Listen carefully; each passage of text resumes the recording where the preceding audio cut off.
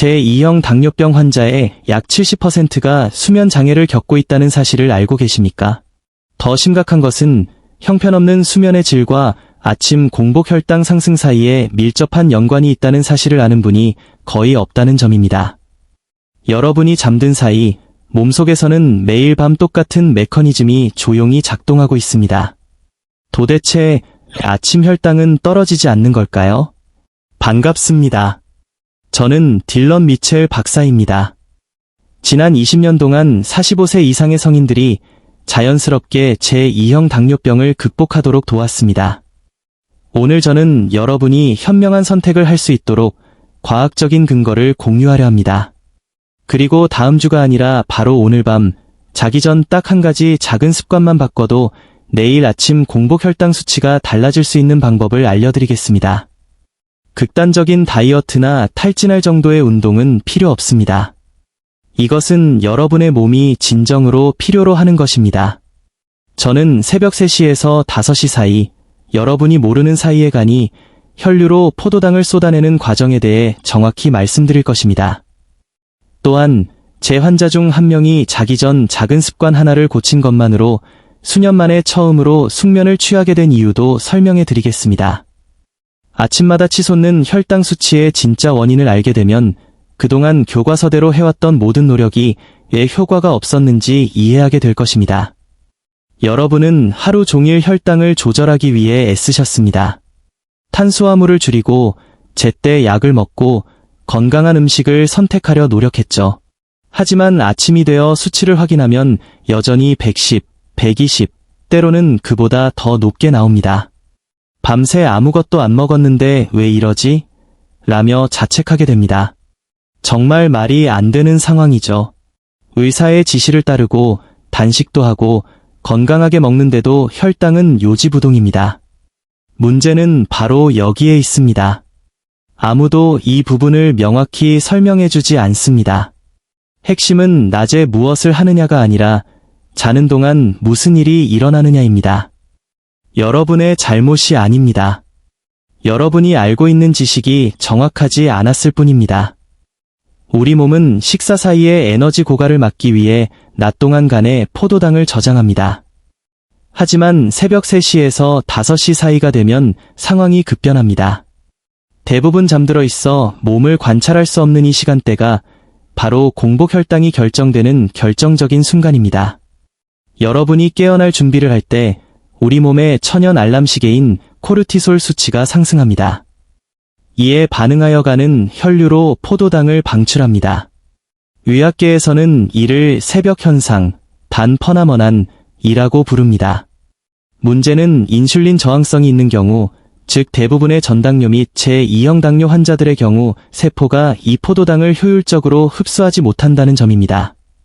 포도당은 사라지지 않고 그대로 쌓여 여러분이 아침에 눈을 뜨고 혈당계를 확인하는 그 순간까지 계속 축적됩니다.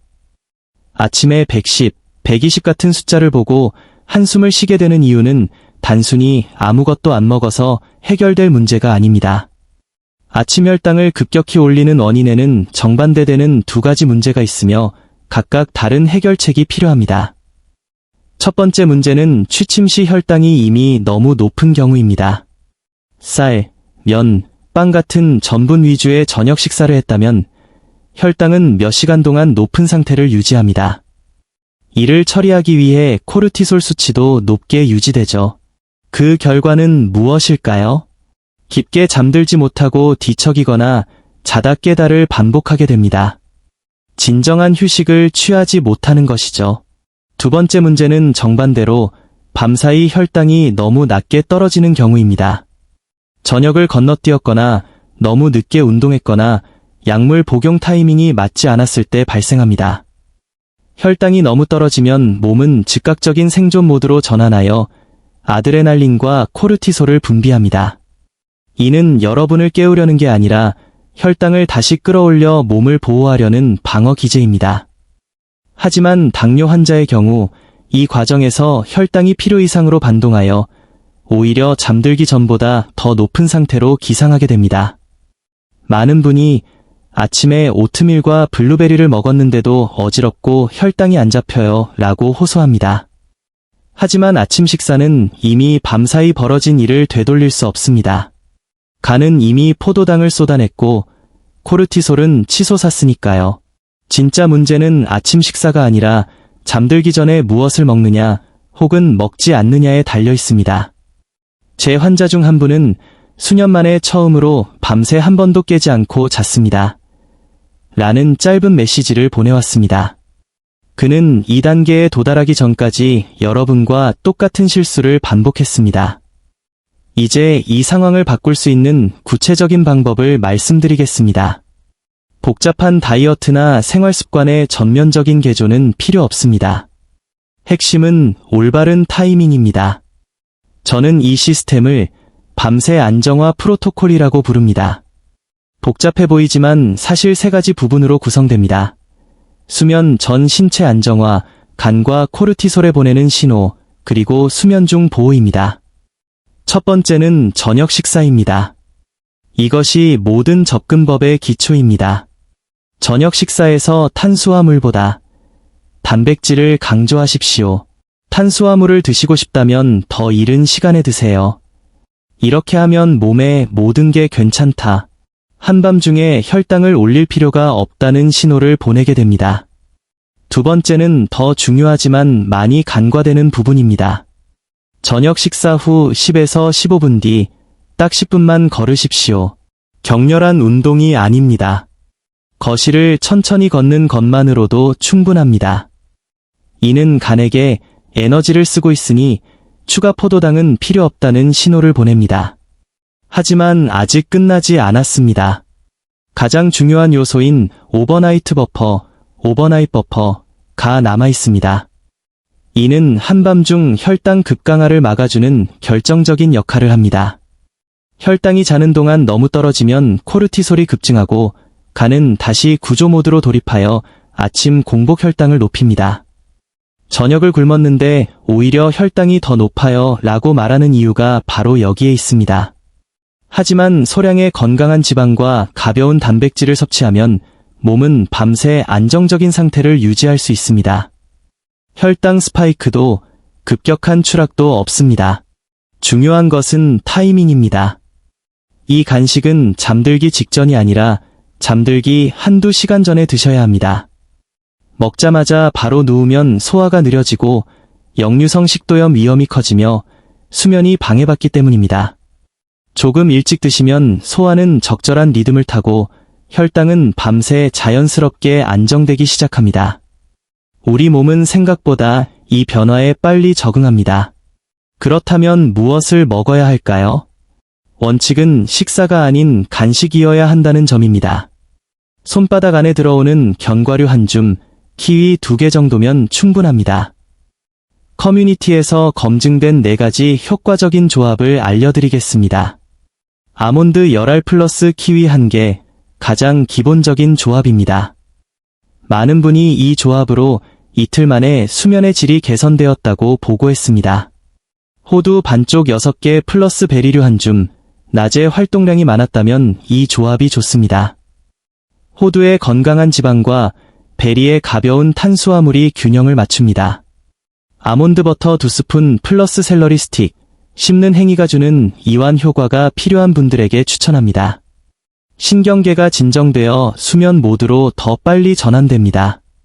호박씨 한 줌 플러스 키위 반개, 견과류 알레르기가 있다면 이 조합을 선택하세요. 호박씨의 마그네슘과 아연이 밤새 혈당 안정에 큰 도움을 줍니다. 그릭 요거트 플러스 치아시드 플러스 소량의 베리, 이 조합 역시 깊은 수면을 유도하는 데 탁월합니다. 선택의 기준은 오늘 저녁 식사 메뉴입니다.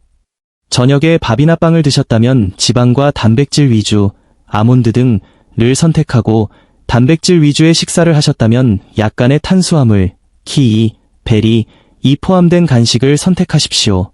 주의해야 할 점이 있습니다. 신장질환, CKD, 이 있는 분들은 칼륨이 많은 키위 대신 베리류를 선택하거나 의사와 상담해야 합니다. 견과류 알레르기가 있다면 호박씨나 그릭 요거트를 활용하세요.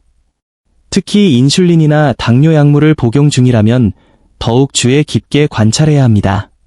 섭취 타이밍을 바꾸면 약물 반응도 달라질 수 있기 때문입니다.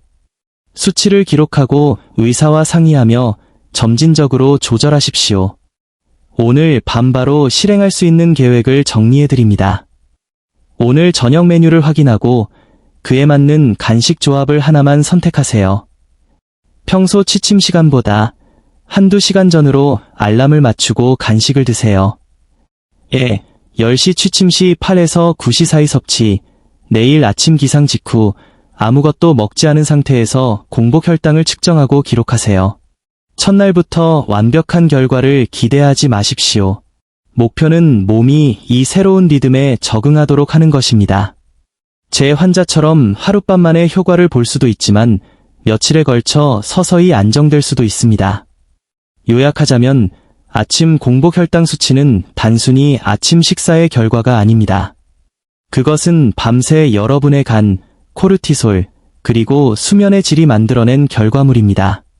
전략적으로 섭취하는 소량의 간식은 밤새 혈당을 안정시키고 이는 깊은 수면으로 이어집니다. 깊은 수면은 인슐린 감수성을 높여 낮 동안의 혈당 조절까지 돕습니다. 오늘 밤부터 시작해 보십시오. 그리고 내일 아침 수치를 확인하고 점진적으로 조정해 나가세요. 이 작은 변화가 전체적인 건강관리의 판도를 바꿀 수 있습니다. 여러분의 아침 혈당 고민은 무엇입니까? 아무리 노력해도 떨어지지 않는 수치인가요? 아니면 새벽 3시의 피로감인가요? 댓글로 여러분의 이야기를 공유해 주십시오. 저는 모든 댓글을 읽고 여러분에게 필요한 콘텐츠를 만드는 데 반영하고 있습니다. 45세 이상의 성인들이 제2형 당뇨병을 자연스럽게 관리할 수 있도록 더 실용적이고 과학적인 정보를 원하신다면 구독과 알림 설정을 눌러주세요.